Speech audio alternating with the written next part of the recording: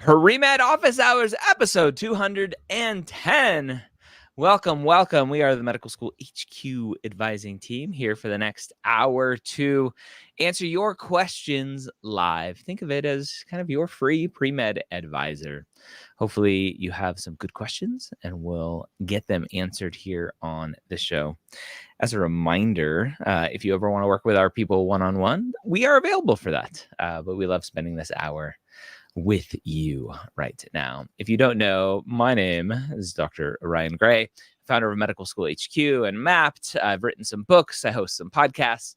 And yeah, I love hanging out and being with you all today. We also have Dina Golini. How you doing, Dina? Former senior admissions officer at Stanford School of Medicine, former assistant director of advising at Brown University's Warren Alpert Medical School. I feel like I haven't been on office hours in a long time. Yeah. So, where have you been hiding? You've been hiding. That's all right. We're here. I've been hiding too. I don't know. No. It's almost the end of August. Dina, what's going on in the admissions world right now? You mean like the students I'm working with, or students you're working with? What's going on in offices? Yeah. I mean, I think on the admission side, there's a lot of reading going on. This is like, prime time, where there's just thousands and thousands and thousands of applications that readers are getting through. Also trying to fill interview seats. And a lot of schools started interviewing. So there's a lot going on at once. Admissions is organizing their committee dates, and it's hectic on that side of things for sure. At least the last class is finalized and school has started. So that is over with. That is over with. Okay. Awesome. We also have Verinia Granum, former assistant dean of pre-health and STEM advising at Hofstra University. Hello, Verinia. Hello. How are you? I'm doing well, thank you. Yeah, it's been a while since. Doing? They're hanging in there. I think we've gotten to a point now where everyone has some are still in secondary mode, and that's okay. Some are starting to prep for interviews. That's the exciting part. I think a lot of people right now might be feeling burned out after going through, 35, 40 secondary applications and hundreds of essays. So I've been telling some of the folks I'm working with, just take a day or two, rest, you've earned it, and then kind of ratchet up again and start practicing for your interviews, right? That's the goal. So hang in there. If you're feeling that burnout, I get it. Just hang in there. Hang in there. What if, as this one student says, Verinia, what if we're still waiting on secondaries? Have ships sailed? No, not at all. It's too early to feel that way.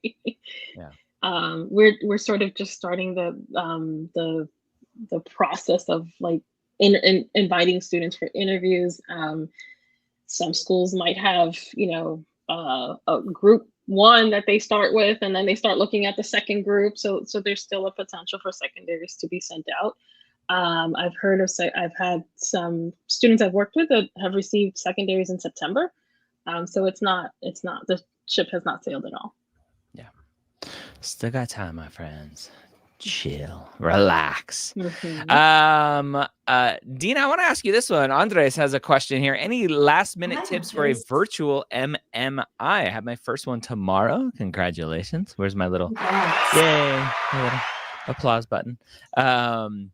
Very excited, also very nervous. Dina, you've been doing a lot of mock interviews with students. Virtual MMI tips. I helped run interview day at Stanford when I was there, and their interview format was MMI, so very familiar, and have been doing a lot of mocks. I think make sure your basics are down, like you have really good internet connection, you have really good like lighting, and your background is all good to go. A lot of students put on virtual backgrounds, and then they get to interview day, and a lot of schools will say no virtual backgrounds. So just be prepared that a school might tell you that. So if you have to turn off the filter, like make sure everything's good back there. And then in terms of prep, I like to practice with a timer because you will be timed, right? You're going to go through different stations where you're usually given about 2 minutes to think about a question, and then someone comes on camera and here's your answer and does some follow-up questions. So I like to say hop on Zoom. There's a little timer app under the tools. Use that, use a stopwatch, set a timer, and just practice a lot of ethical scenarios. And just don't be nervous. A lot of students go into MMIs and they're so nervous, but then at the end of the day, they're like, that was so much fun. So just try to have as much fun as you can with it. And just know a lot of students will also say, I don't think I did well because my interviewer was very stoic and didn't show any emotion. They're trained to do that. Most schools will train their interviewers to, not have any bias and to also just not show emotion and give feedback in an interview, because somebody in an interview saying, oh my gosh, you did great, could mean nothing going into admissions committee, and they don't want to give you false hope. Yeah. Yes. All right. Yes. Awesome. So let's go back to secondaries here for a second. Question about when is too late to submit secondaries, with a follow-up about being over that 2-week quote deadline, which is mostly a rule of thumb unless there is a actual deadline from the school. Verinia, secondaries kind of come out when they come out, and depending on potentially when a student submits their primary application, and if a school decides to wait to send a secondary before that primary is verified, it's really hard to say, oh, August 10th is the last time to submit deadlines, because it's so many moving pieces there. What do you recommend here? Yeah, I think the best you can do is to, once you get your secondary, is prioritize whatever needs to be prioritized in terms of which ones you want to focus on first, which ones have a dedicated deadline or an indicated deadline. Obviously prioritize those. The 2-week turnaround time it's kind of a suggestion. When is it too late? Potentially submitting it the very last day.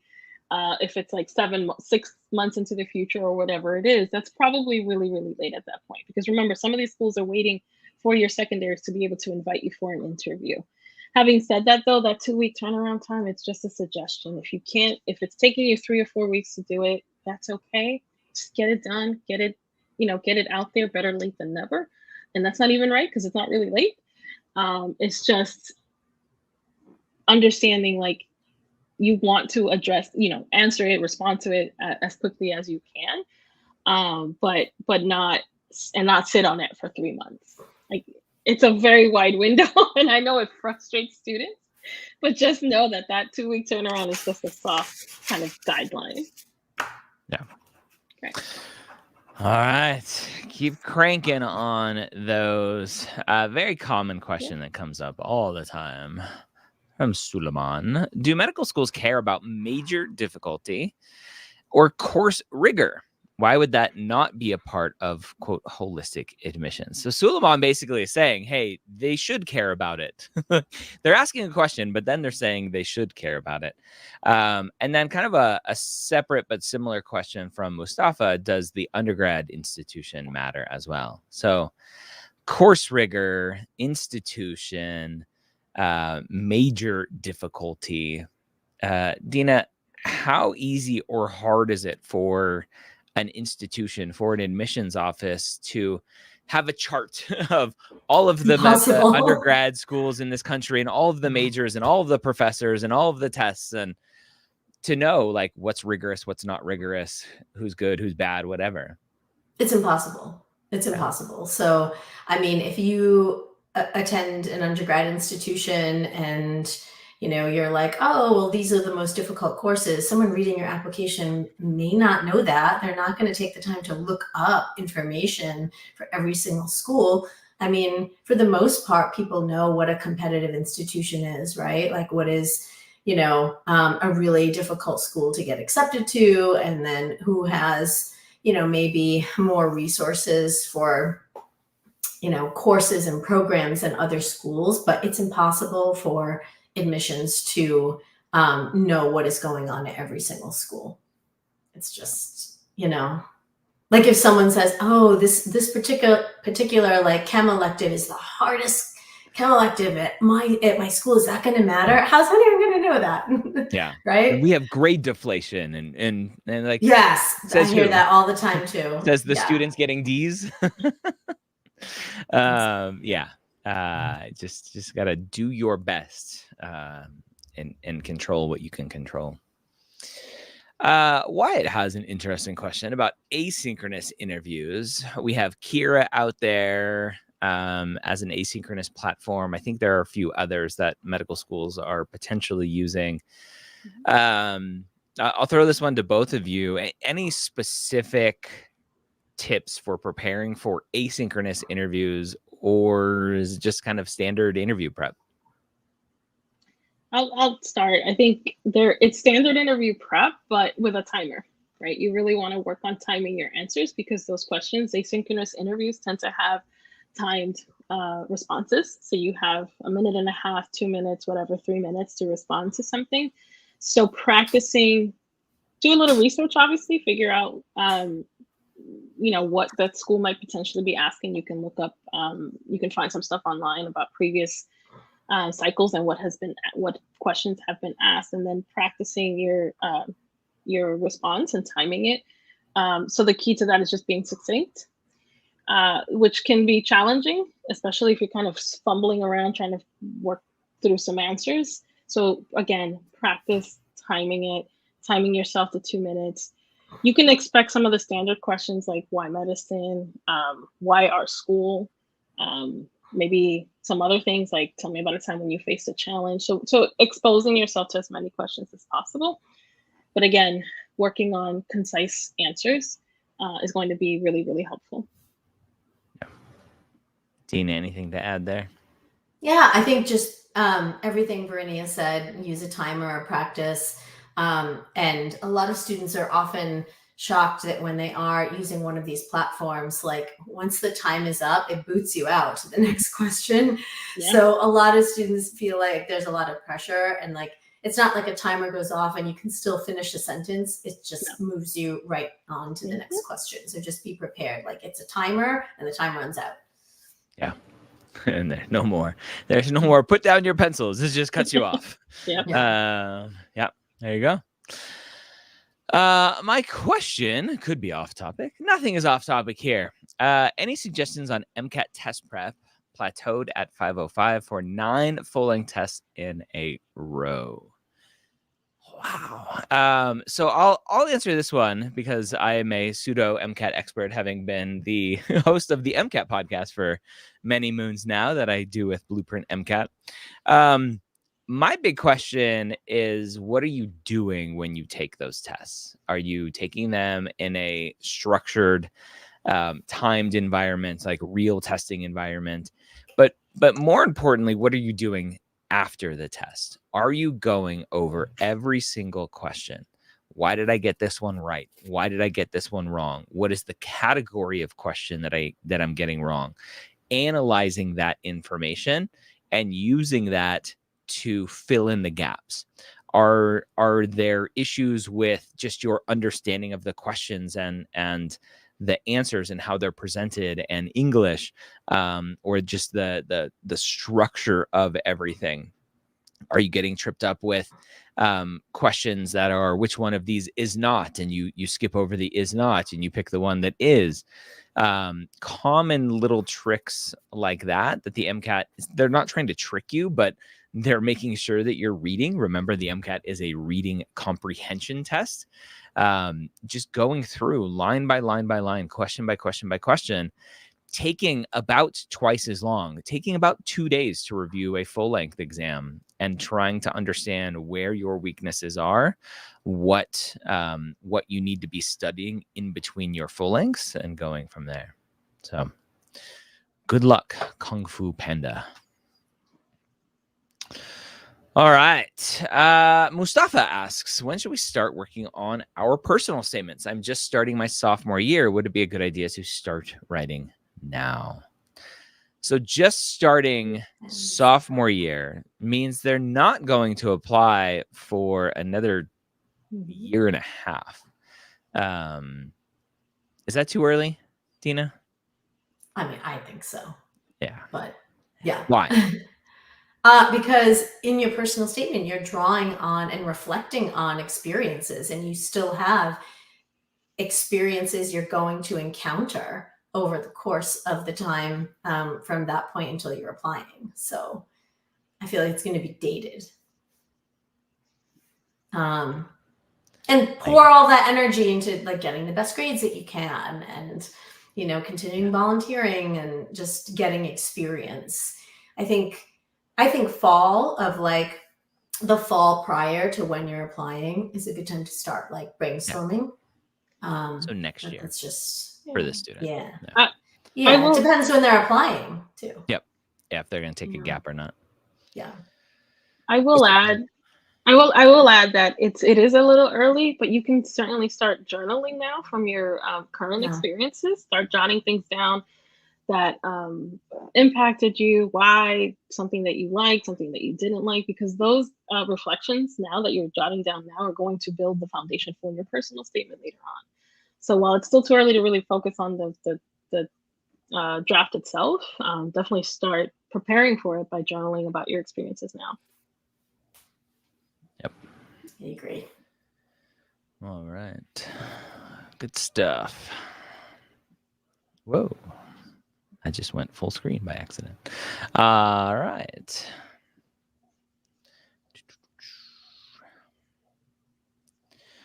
What else we got? Keep those questions coming. We got one of my favorite types of students, our super non-trads. No puedo. Sí se puedo. I'm an electrical engineer, 36 years old. I would love to become a doctor. My friends tell me that I'm too old and that my 3.2 GPA 10 years ago is not good enough. Do you believe my friends are right?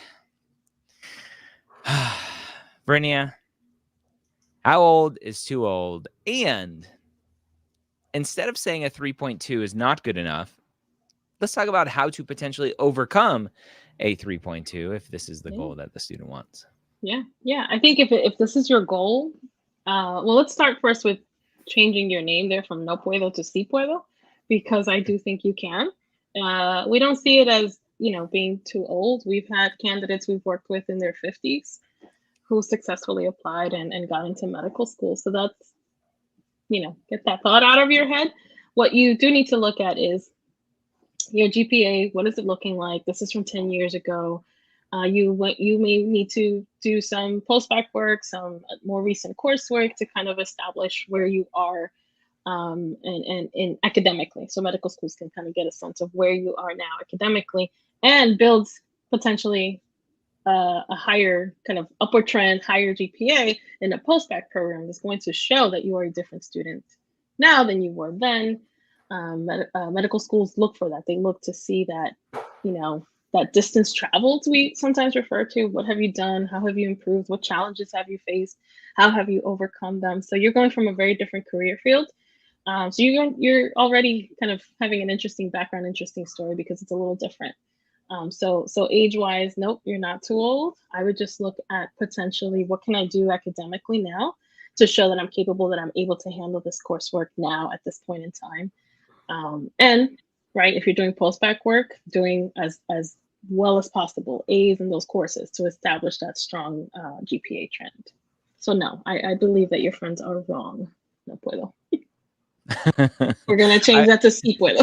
Sí puedo.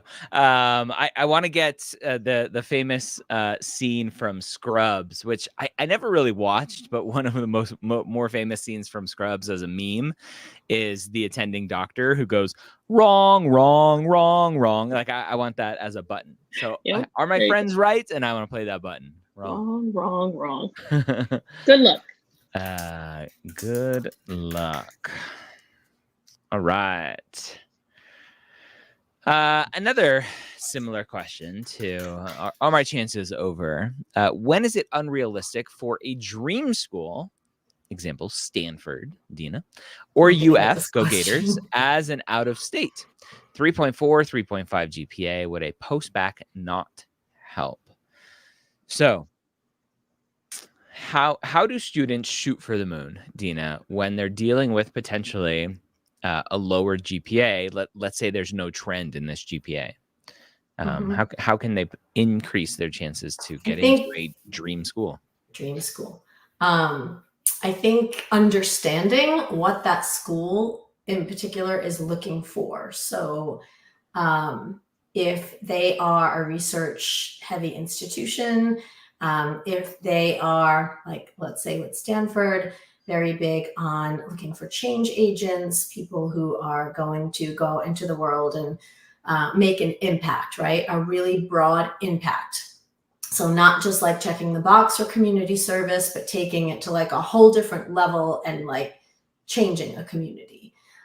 It's those kinds of transformative experiences that mean a lot to a lot of competitive schools. And there are a lot of students getting into many schools, many competitive schools with the 3.4, 3.5 GPA. It's a holistic process, right? How much breadth and depth in your application do you have? A post-bacc, I mean, that just depends. Like, was your 3.4, 3.5 10 years ago? Do you have grades you need to recover? Do you want to demonstrate, academic rigor, more recent academic rigor that you can handle, like a more demanding curriculum? It all depends. Yeah. Yeah. Good luck. And my question is, why, right? Why is that a dream school? Why is Stanford a dream school? Why is UF a dream school? What is the goal there? Is that for ego, or is there something at that school that you think will help you thrive as a student and help propel your career in something that you're potentially interested in doing? So making sure there's alignment. We see this a lot, and I had a conversation recently with a student, and it's like your frame of mind has to change a little bit, because this isn't like college admissions 2.0. Your frame of mind should be, I just want to get into a medical school, to become a doctor. Like, like just obsessing over the super competitive schools where like there's such a low chance of getting accepted. I think just sets you up for failure sometimes. But again, like Ryan said, knowing why that particular school, right? Yeah. Great. All right. Here's kind of a reverse question that we get a lot. Can a 396 GPA offset a 503 ORM? I'll address the ORM real quick. Do I still have a chance at MD schools? So ORM for me is a term that says, hey, I'm being biased because I'm not underrepresented. It sounds like a complaint. Let's stop using ORM as a term because it doesn't exist. 396, 503 GPA. Verinia, the first hint here of issue is that MD school is the exclusive kind of metric here, which fine, great. Dina, you just said, right? Get into any medical school. Yeah. MD, DO. We can talk about DO bias and there's a new charting the outcomes from the NRMP from match data, which would love to potentially take a look at. But Verinia, two different data points. Yeah. How should students use this? Two very different data points, right?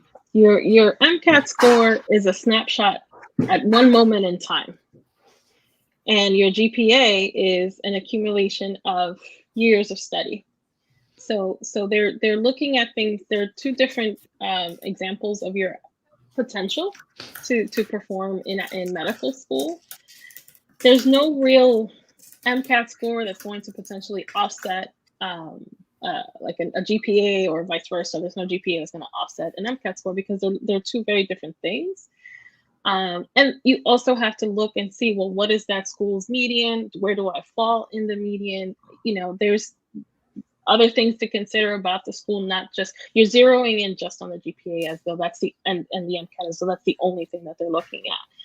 So think of it, holistically, the way medical schools look at, is this a school that I would fit in even with this lower MCAT score? Would I do well here? Would I thrive here?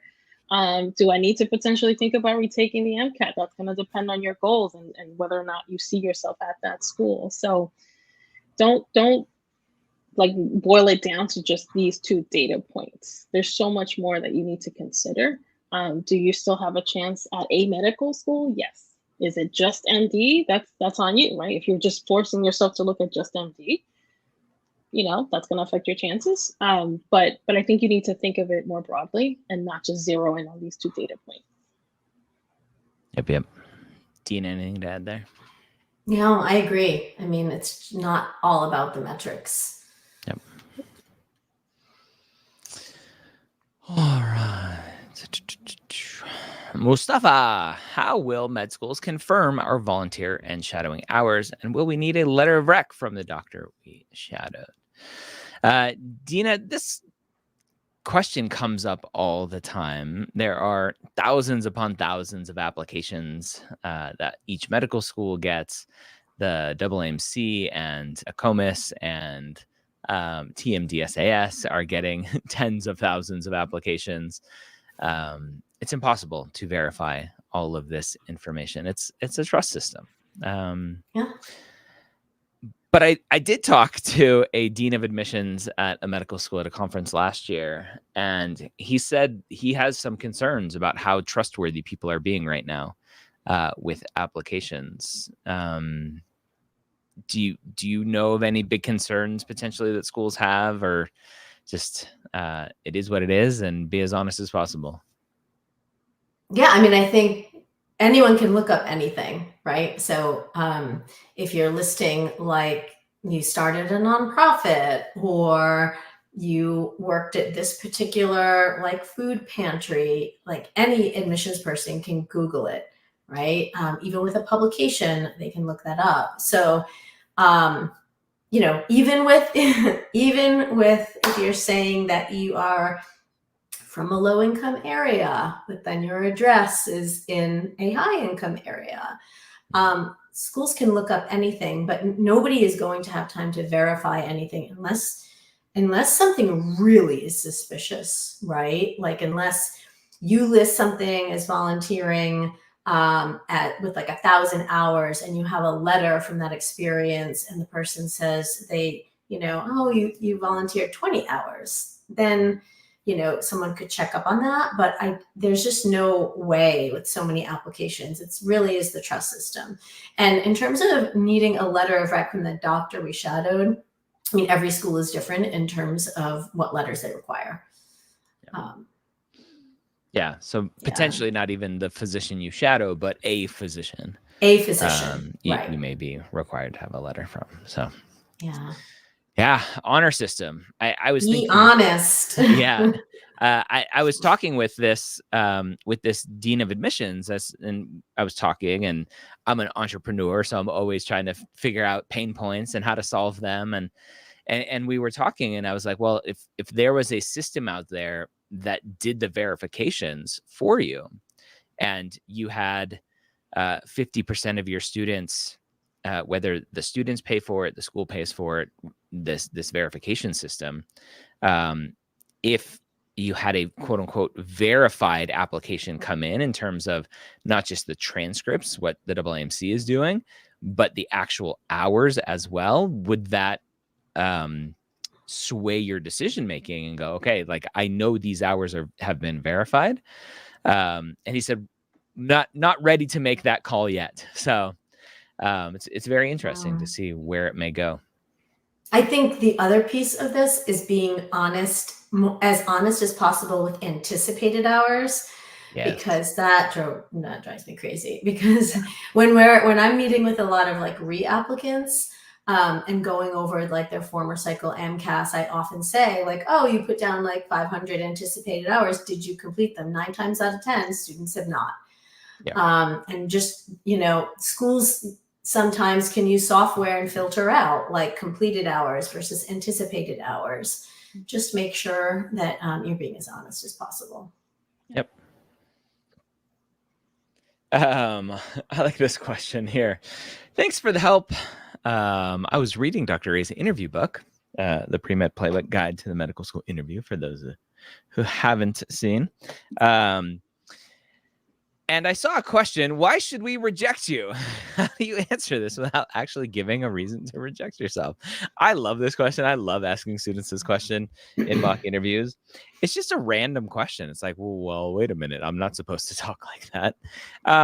For me, it's just a fun question. That's like, how reflective are you on your application? To go, well, actually, I know one of my biggest concerns is X, Y, and Z. Here's what I've been doing to address it. It's a weakness question. So yeah, I think students are scared to have flaws, to be human. And this is one that's like, I'm okay talking about what I need to work on. So yeah. And any advice, Dina Verney, on this one? Do you ever use this question at all? I have not actually, Yeah. but I might now. We do cover strengths and weaknesses, and it's the same thing. Just be honest, be authentic. So many times people are afraid to make a mistake or say the wrong thing. But what you're forgetting is that medical schools want to see how you think, and if you have overcome some made mistakes in the past and you've overcome them, how have you done that? It's okay. And if it's not okay, then maybe that's not a school you want to be at. Yep. All right. Here's an interesting technical question from Bo. Should I avoid using the term physician scientist to describe my future career goals if I'm applying only to MD programs and not to MD PhD programs? Bo, for me, physician scientist means MD PhD. So I don't know if that's owned by the MD PhD world, but I think when you're in the academic world, physician scientist is kind of denoting MD PhD. So I wouldn't answer it that way or talk about it that way.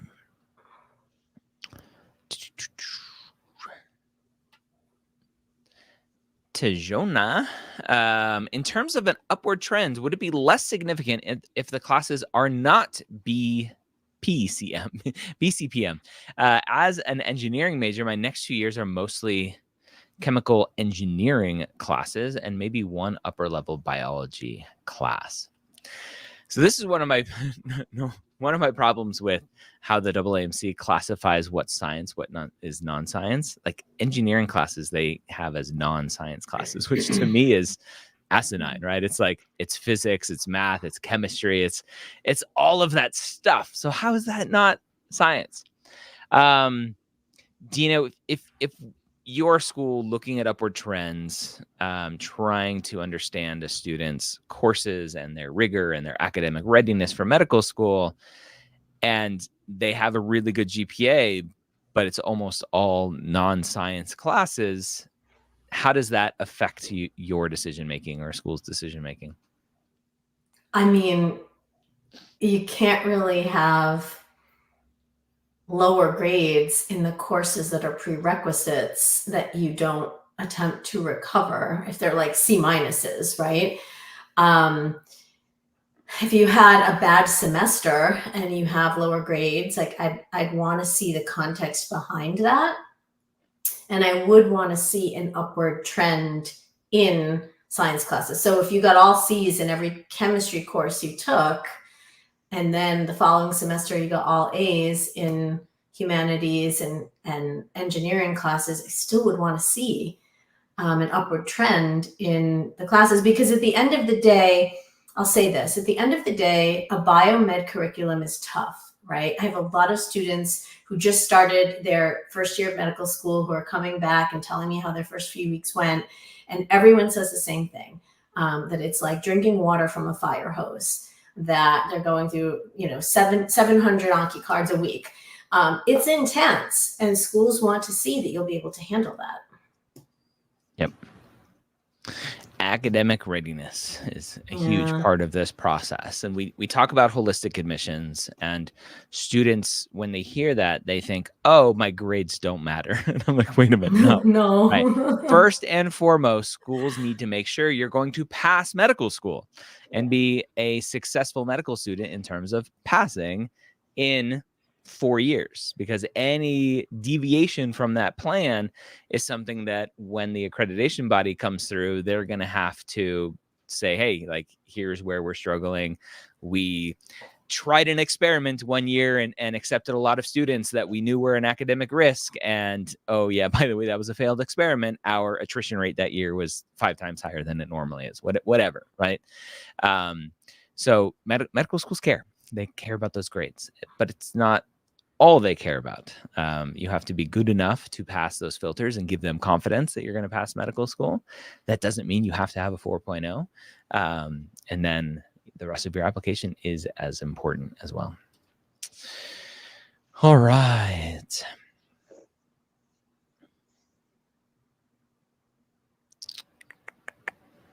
Here's an interesting question. I don't think... I have a biology degree with a 392 GPA, 1,000 vet hours, and I'm switching to med school, or want to go to med school. Will 1 year of shadowing and med activities be enough for this cycle? All right, so Verinia, this student has been pre-vet for a while and now is switching to wanting to go to medical school. Can they apply next year with only this academic year's worth of activities and shadowing, or do they need more? And what do they do with their vet hours? Yeah. So this is definitely one of those that if I had the magic 8 ball, would probably say it's hard to tell or whatever it is that it says, because we don't know based on this what you've done in this year, right? Yeah. What does the year of shadowing look like? Is it 8 hours in the entire year? Is it 100 hours?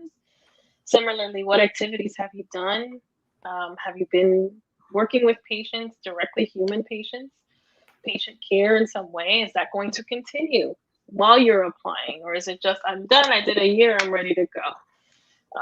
So it's really hard to tell based on this. I think that you need to establish consistency in your activities, and that could be a year depending on how long you've done it or what you've done, or it could be longer.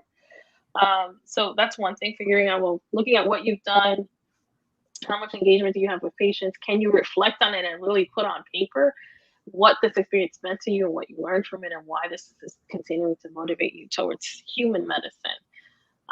As far as your vet hours, I mean, it's experience. There's clearly some exposure to caring for a sick individual, in this case, sick animals. But you probably really need to take a close look, not probably, you need to take a close look at what you've done and figure out, is this enough to show that I am committed to this career, that I'm learning and I'm going to continue to pursue these activities. Yep. So.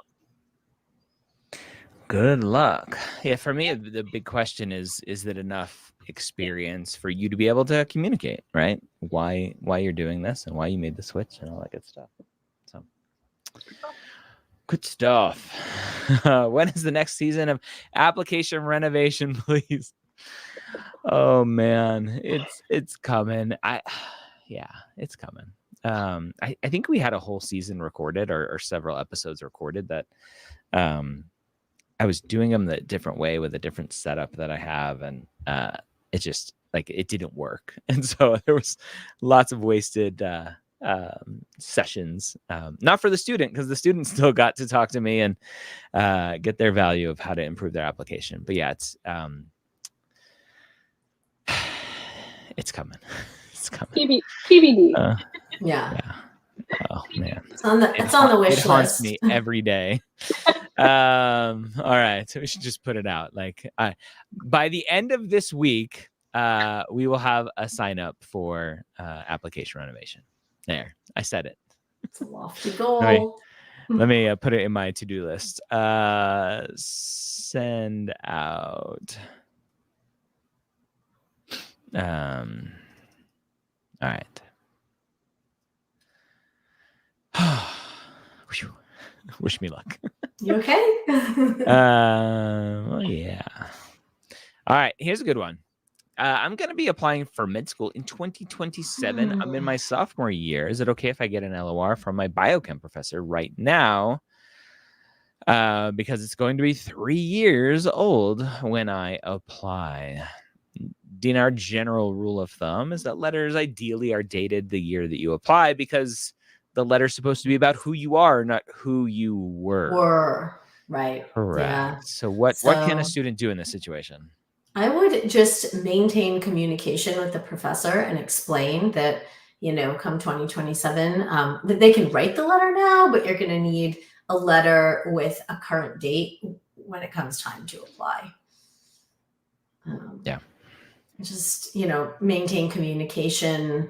That's pretty much, I think, all you can do, but you can't send the validity of a 3-year-old letter is just, there isn't really. So be a different person then, right? Yep. My favorite thing is ask for permission to ask for a letter later on, and stay in contact. Let's see.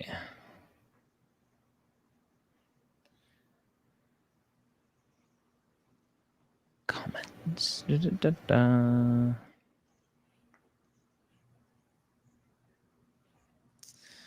go with Mark's question here.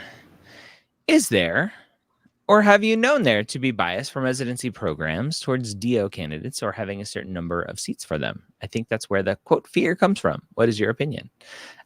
Yes, there is bias out there. Is it at every program? Probably not. But is there bias? Yeah. I had one specific program director that I interviewed for Specialty Stories several years ago say, we don't look at DO applications because we don't have to.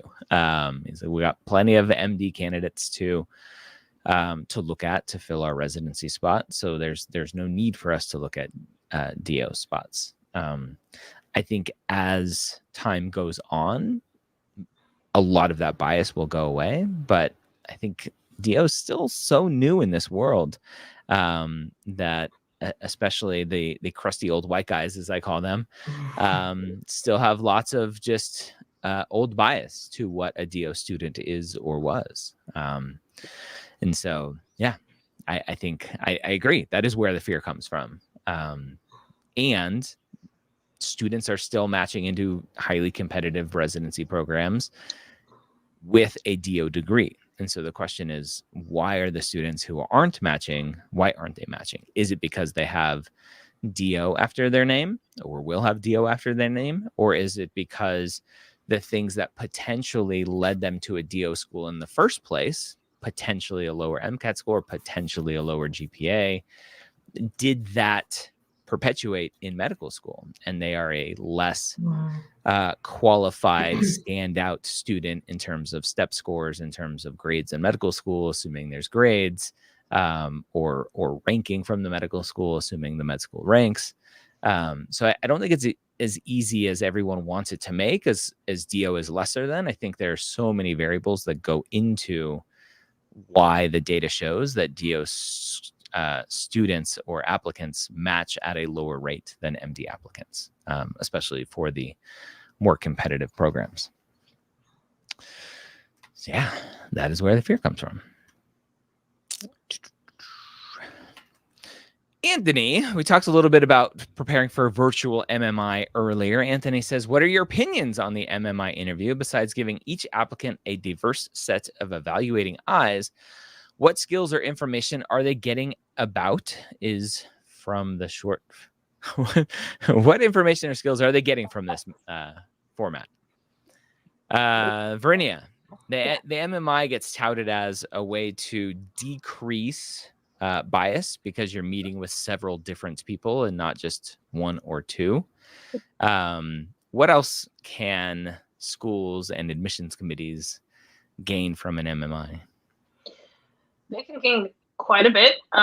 Some of the main things are your thought process, how you approach a situation, how you evaluate a situation and come up with a solution or come up with an opinion or a position on a topic, whatever is being presented. That's the goal of the MMI, really. They present you with a scenario, and then you talk through that scenario and approach it from different perspectives. They're looking to see how you problem solve, how you communicate. So communication is another thing that they're looking at. Are you able to think through an idea or a scenario clearly and communicate how you would approach it? So they're picking up on quite a bit just from that short interaction in those 10 minutes. Are you able to think critically? Are you able to be empathetic to a patient or a scenario involving someone? Are you able to listen without judgment? Or are you quick to judge and quick to get to something without validating your answers, right? They're looking to see how are you defending your answers. So there is so much that can happen in that 10-minute conversation. So really, when you're in that scenario, or in that MMI station, remember to be clear and explain the thought process. They're not looking for the right answer. There's not just one answer to these scenarios. It's more so showing your work and showing how you approach and think about a problem. Yep. Tina, anything to add? It was good, Verinia. Yeah, I'm spot on. Yeah, I mean, it's not just like they're asking you questions for fun. There's a point to it, right? And usually questions are designed to measure some sort of competency as well. Yep. But yeah, I mean, multiple mini interview. I love MMIs. I think they're fun. Yeah, I do too. 100%. Yeah. Yes, change that mindset about the MMI. It's not scary. It's just different and it's fun. It's just different. Right. Looks like a parent here. My student is interested in MD, PhD. However, there were some medical issues that they may need to take a year off and then transferring to another school. How could that affect their chances? I don't know if it does. Yeah, they may need to explain. Yeah, so if there are grade issues that obviously will affect them, some schools will ask in their secondary application if there was any disruption in schooling. You may need to explain that and why they took a year off. Transferring to other schools is so common, and it's such a big question that comes up. They're like, "Oh, I'm transferring schools. Is that going to be an issue?" Like, no. Students transfer for millions of reasons. So yeah, just keep pushing forward and hopefully they're doing okay. Good luck. Virtuous. Is it recommended to complete an informal post-bacc at my undergraduate university? I want to improve my GPA. So Dina, when looking at options for improving GPA, there are a few different options. You can do informal post-bacc, meaning you're just kind of taking classes at a community college, at a university. You can do a formal post-bacc, applying to a specific program that is structured for pre-professional students, pre-PA, pre-vet, pre-dent, pre-med, etc. Or you can do master's level work and go get a master's degree or an SMP. Is one better than another? Do you have to do it at your same institution? Any thoughts there? No, you don't have to do it at the same institution. Just make sure you're doing it to fulfill the needs that you have, right? And then also, like, if you're interested in particular schools and they won't take community college courses, keep that in mind as well. SMPs come along with a lot of other things in the program. It could have research built in, clinical hours built in, committee letter process built in. You might want to get that advanced degree. If you're doing just an informal post-bacc to regain credits from undergrad classes, it doesn't necessarily have to be at your undergrad institution, but you have to do what's best for you. Some students like a formal program. They also like what comes along with it in terms of like other students who are pre-med and just finding that supportive community, especially if you've been out of school for a while. Yep. Get those good grades. Yeah. Right.